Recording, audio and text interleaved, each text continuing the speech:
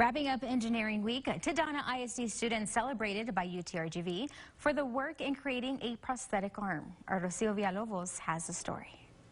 Best friends Nathaniel De Leon and Ray Vela, recognized as pioneers of engineering at a recent ceremony hosted by the UTRGV College of Engineering and Computer Science, and offered full scholarships.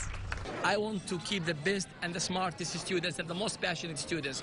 And Ray and Nathaniel are those students that I would love to keep, and I'll do everything I can to help them be successful.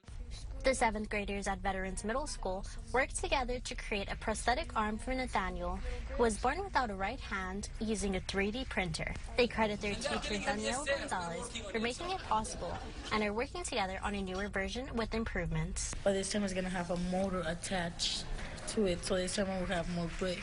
Yeah. And then we're going to put a pressure sensor on it. Nathaniel and Ray created the hands about a month ago and shared their story across a number of news outlets.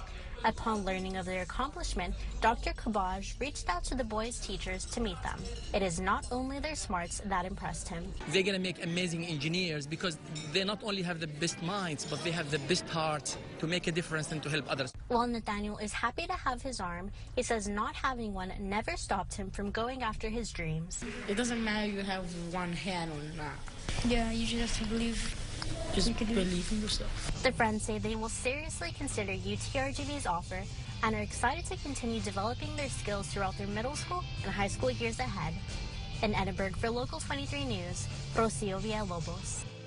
The student's teacher was also recognized, receiving an Outstanding Teacher Award.